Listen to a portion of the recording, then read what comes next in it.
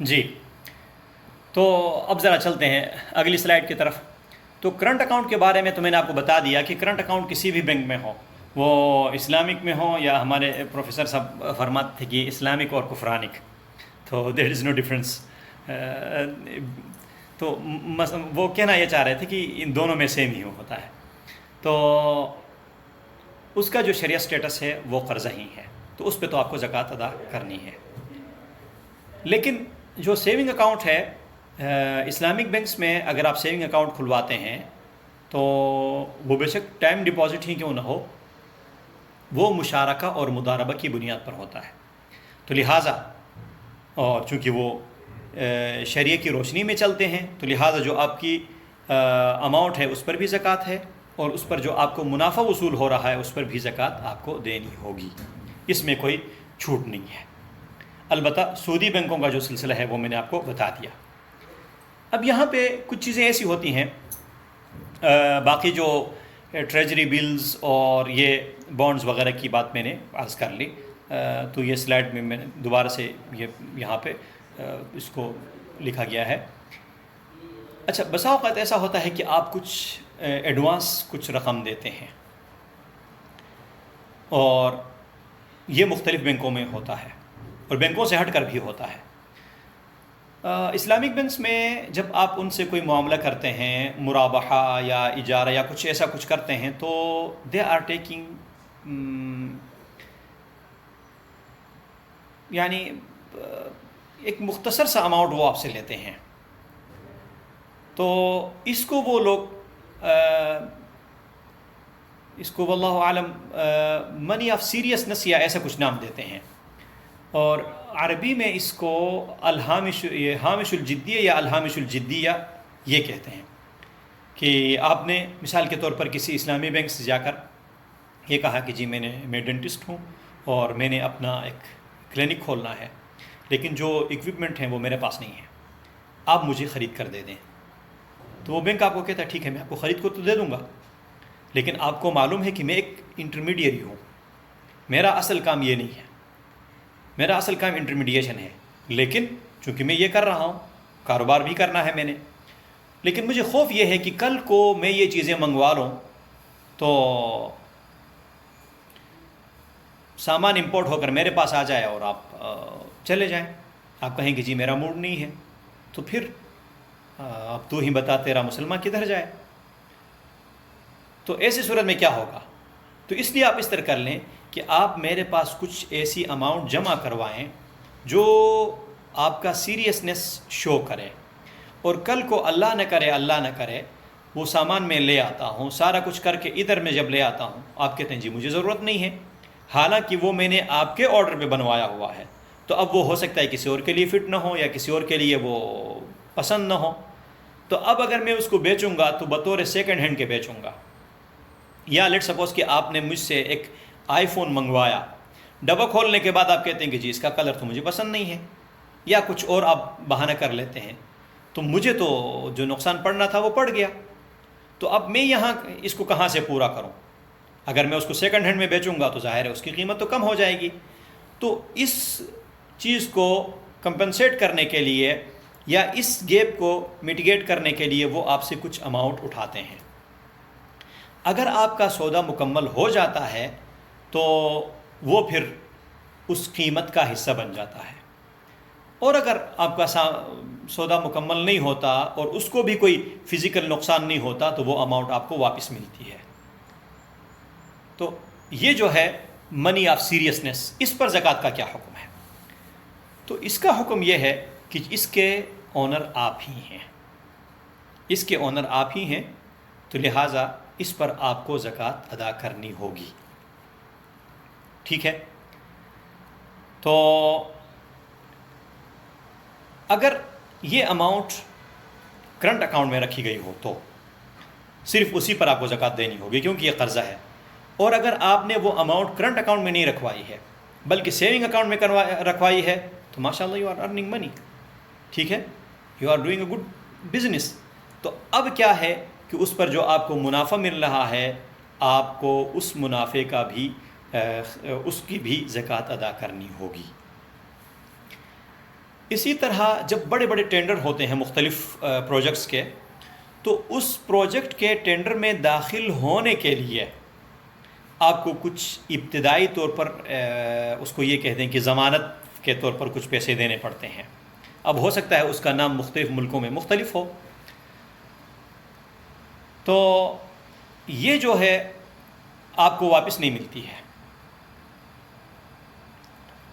یہ ایسی صورت میں رقم جو وصول کرنے والا ادارہ ہوگا یا رقم وصول کرنے والا جو شخص ہوگا، تو ہاں نہیں، اگر یہ آپ کو واپس ملتی ہے تو پھر آپ اس کے مالک ہیں. اگر آپ کو یہ رقم آپ کو واپس ملتی ہے تو پھر آپ اس کے مالک ہیں، آپ ہی اس کی زکوٰۃ ادا کریں گے. دوسرے آدمی پر یا جو دوسرا قرضہ دوسرا جو انسٹیٹیوشن ہے اس کے ذمے میں یہ آپ کا قرضہ ہے. تو اگر واپس کرنے میں ٹائم لگ جائے، ٹھیک ہے، تو پھر ایسی صورت میں شریعہ سٹینڈرڈ کے مطابق صرف 1 سال کی زکوٰۃ آپ ادا کریں گے. اور اگر یہ رقم آپ نے کسی اسلامک بینک کے ساتھ ایسا کوئی معاملہ کیا تھا اور یہ جو آپ کا پیسہ ہے انہوں نے سیونگ اکاؤنٹ میں رکھا تھا، تو اگین آپ بزنس کر رہے ہیں تو آپ کو اس کی زکوٰۃ ادا کرنی ہوگی، اور اس پر جو آپ کو منافع ملے گا اس پر بھی زکوٰۃ ادا کرنی ہوگی. اسی طرح جب ہم بجلی کا کنیکشن لیتے ہیں، گیس کا کنیکشن لیتے ہیں، جو ٹیلی فون کا کنیکشن لیتے ہیں، تو اس طرح وہاں پر بھی آپ کو کچھ نہ کچھ ڈپازٹ جمع کروانا ہوتا ہے. تو وہ چونکہ مالک آپ کو واپس کرنے کا ذمہ دار ہوتا ہے کہ اگر 1 سال بعد 2 سال بعد جب آپ گھر چھوڑیں گے یا آپ اپنا کنیکشن چینج کریں گے اس میں کوئی نقصان نہیں کیا ہے آپ نے، تو پھر وہ تو آپ کی اماؤنٹ ہے، وہ آپ کو واپس کرنا ہوگی. تو لہٰذا وہ مالک آپ کو واپس کرے گا تو آپ ہی اس کی زکوٰۃ ادا کریں گے. اس طرح کی ایک اور چیز ہے جس کو عربی میں عربون کہتے ہیں اور انگلش میں شاید ارنسٹ منی کہتے ہیں. تو ارنسٹ منی کا مطلب یہ ہوتا ہے کہ جب آپ کسی کے ساتھ کوئی معاملہ کرتے ہیں، آپ نے کہا کہ جی میں آپ سے گاڑی خریدنا چاہتا ہوں لیکن آج نہیں، 15 رمضان کو آ کر میں آپ سے گاڑی خریدوں گا. اس نے کہا بھائی 15 رمضان کو اگر آپ نہ آئے تو میرے پاس تو بہت سارے اور گاہک آ جائیں گے، وہ آنے والے گاہک بھی مجھ سے چلے جائیں گے اور آپ بھی نہیں خریدیں گے، تو پھر کیا ہو؟ اچھا پھر اس کا حل کیا ہے؟ تو آپ اس طرح کر لیں کہ ابھی میرے پاس $1000 رکھوا لیں، اگر آپ 15 رمضان کو آ جاتے ہیں تو یہ جو $1000 ہے وہ آپ کی گاڑی کے اس میں ہم ایڈجسٹ کر لیں گے، جو اس کا پرائز ہوگا اس میں ہم ایڈجسٹ کر لیں گے، اور اگر آپ نہیں آئے تو پھر یہ $1000 میں لے لوں گا. سادات فقہا میں سے رضی اللہ عنہم 3 سکولز آف تھاٹ اس کی اجازت نہیں دیتے، جبکہ حنابلہ کے نزدیک اس کی گنجائش ہے. اور اس وقت چونکہ اسلامی بینکوں میں نقصان سے بچنے کے لیے اس کو اختیار کیا جاتا ہے. تو ایسی صورت میں یہ اگر آپ نے کوئی اماؤنٹ جمع کروائی ہے تو یہ آپ کے قابل زکوٰۃ اثاثوں میں سے اس کو منہا کیا جائے گا، اور دوسری طرف وہ اس کا مالک بن چکا ہے تو وہ زکوٰۃ ادا کرے گا، آپ زکوٰۃ ادا نہیں کریں گے. اس کے علاوہ اگلی سلائیڈ کی طرف جاتے ہیں.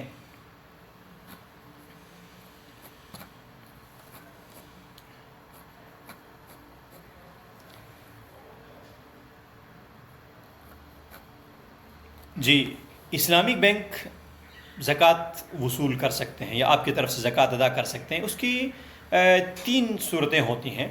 عموماً 3 صورتوں میں بینکس جو ہیں وہ زکوٰۃ آپ کی طرف سے ادا کرتے ہیں. ایک، جب ملکی قانون ہو کہ ملکی قانون کے مطابق ہر آدمی نے جو بھی اپنی اماؤنٹ بینک میں رکھے گا تو بینک سے گورنمنٹ اس کی زکوٰۃ لے لے گی، تو وہاں پہ تو مجبور ہے.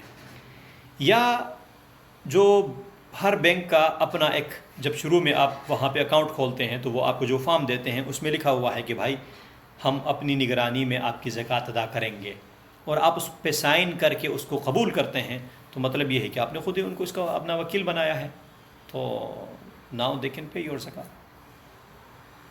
تو اسی طرح یعنی شروع میں اگر بینک نے آپ کے ساتھ ایگریمنٹ کیا ہے یا آپ نے بینک کو اپنا وکیل بنا لیا ہے تو ایسی صورت میں بھی آپ اس کو وہ آپ کی زکوٰۃ ادا کر سکتے ہیں. تو یہ صورتیں ہیں. اور باقی جو اگر آپ نے کوئی شیئرز خریدے ہیں، اسٹاک وغیرہ خریدے ہیں، شیئر خریدے ہیں، تو اس میں بھی آپ کو معلوم ہے کہ جو شیئر دو طرح کے ہوتے ہیں. یا تو آپ نے خریدے ہیں ان کو اس کے لیے کہ میں ان کو بیچ کر میں منافع کماؤں گا، تو پھر تو وہ آپ کے سامان تجارت میں ہے. جب سامان تجارت میں ہے تو آپ اس کو زکوٰۃ ادا کریں گے، اس کی زکوٰۃ ادا کریں گے. اچھا، یہاں پہ ایک اور بات یہ بھی ہے کہ بسا اوقات شیئرز کی قیمت گر جاتی ہے یا کسی کمپنی کو تھوڑا بہت لاس ہو جاتا ہے، تو خسارہ ہونے کی وجہ سے زکوٰۃ ختم نہیں ہوتی. یعنی اگر کسی آدمی نے $50,000 انویسٹمنٹ کی ہے، لیکن اس میں سے اگر $50,000 میں سے اگر اس کو منافع تو آنا تھا $20,000، لیکن اس کو کچھ بھی منافع نہیں آیا، یا تھوڑا بہت کوئی $3,000-4,000 منافع آ گیا، تب بھی جو اماؤنٹ اس کے پاس ہے اس پر زکوٰۃ تو واجب ہے. ہاں، اگر خسارہ اتنا زیادہ ہو کہ اللہ معاف کرے، اللہ تعالیٰ حفاظت فرمائے کہ کچھ بھی اس کے پاس نہ بچ جائے، تو وہ ایک الگ ایشو ہے. اب اس سلسلے کی آخری جو سلائیڈ ہے وہ یہ ہے کہ زکوٰۃ کس کو دی جائے. تو زکوٰۃ دینے میں آپ کے جو قریبی رشتہ داروں میں سے جو غریب ہیں وہ سب سے بہترین مستحق ہیں. اگر آپ کا بھائی ہے، آپ کا چھوٹا بھائی ہے، آپ کا بڑا بھائی ہے، آپ کی خالہ ہیں، آپ کے چچا ہیں، قریبی جتنے بھی آپ کے رشتہ دار ہیں، تو ان کو اگر، اور وہ زکوٰۃ کے مستحق ہیں، تو ان کو اگر آپ زکوٰۃ دیں گے تو آپ کو ڈبل ثواب ہوگا. صلہ رحمی کا ثواب بھی ہوگا اور ان کی ضرورت پوری ہو جائے گی تو اس کا ثواب بھی ہوگا. اور اگر وہ دین کے طلباء ہیں تو ان کو آپ زکوٰۃ ادا کرتے ہیں یا ان کو بتا کر ان کی طرف سے ان کی فیس ادا کرتے ہیں تعلیم میں، یا آپ، تو اس میں بہتر یہ ہے کہ عمومی طور پر لوگوں کو صدقات پہ نہ ڈالا جائے، بلکہ اگر آپ کسی کو دیکھتے ہیں کہ نوجوان آدمی ہے تو آپ اس کو کہیں کہ یار دیکھیں، آپ فلاں جگہ میں ایڈمیشن لے لیں اور یہ سکل سیکھیں. مثال کے طور پر ایک آدمی ہے، وہ کچھ زیادہ پڑھا ہوا نہیں ہے، نوجوان لڑکا ہے، تو آپ اس کو یہ کہیں کہ آپ اس طرح کر لیں کہ یہ آج کل اے سی کا کام بہت اچھا چل رہا ہے، فریج کا کام بہت اچھا چلتا ہے، سولر کا کام بہت اچھا چلتا ہے، الیکٹریشین کا کام اچھا چلتا ہے، آپ فلاں ادارے سے یہ کام سیکھیں اور آپ کی جو فیس ہے وہ میں آپ کی طرف سے ادا کروں گا. تو اگر وہ کہہ دیتا ہے تو اب آپ اگر اس کی طرف سے فیس ادا کرتے ہیں تو اس کے وکیل کے طور پر، تو اس سے یہ ہوگا کہ ایک تو جو صدقات پر ڈالنے والی عادت ہے وہ عادت بھی ختم ہو جائے گی اور اس کو ایک سکل بھی مل جائے گی اور آپ کو ثواب ہوگا. بہت سارے دوست احباب پوچھتے رہتے ہیں کہ مختلف اداروں کو زکوٰۃ دینا، مختلف ہاسپٹلز کو یا مختلف ایسے اداروں کو کہ جو این جی اوز ہیں ان کو، تو دیکھیے یہ جتنے بھی ہاسپٹلز وغیرہ ہیں ان کو زکوٰۃ دینے کی گنجائش نہیں ہے. اس کی وجہ یہ ہے کہ زکوٰۃ کی ایک شرط ہے تملیک، یعنی آپ نے اس مال میں سے اپنے اونرشپ کو خود سے ختم کر کے دوسرے آدمی کی طرف چینج کرنا ہے، دوسرے آدمی کو اس کا اونر بنانا ہے، مالک بنانا ہے. اگر آپ ہاسپٹل کو زکوٰۃ دیں گے تو ہاسپٹل تو مالک نہیں بن سکتا، آپ این جی او کو زکوٰۃ دیں گے تو این جی او تو مالک نہیں بن سکتا. تو فقیر کو مالک بنانا ضروری ہے، تو اس لیے آپ ہاسپٹلز یا ان چیزوں کو زکوٰۃ نہیں دے سکتے. ہاں، اگر ہاسپٹل میں کوئی آدمی بیمار پڑا ہوا ہے تو آپ جا کر اس کو دیتے ہیں یا اس کی طرف اس کے ہسپتال کا بل ادا کرتے ہیں تو وہ، یا اس کا قرضہ ادا کرتے ہیں تو اس سے زکوٰۃ ادا ہو جائے گی. واللہ اعلم. تو یہ اس سلسلے کی آخری سلائیڈ تھی. اب جو آپ کے سوالات ہیں تو میں حاضر ہوں، اگر کوئی مجھے بات سمجھ میں آ گئی تو خود بتا دوں گا، جو نہیں آئی تو بڑوں سے پوچھ کر ان کی کتابوں میں دیکھ کر جو مجھے سمجھ میں آ جائے وہ میں آپ کو بتا دوں گا. وصلی اللہ تعالی وسلم علی خیر خلق محمد وعلی آلہ وصحبہ اجمعین.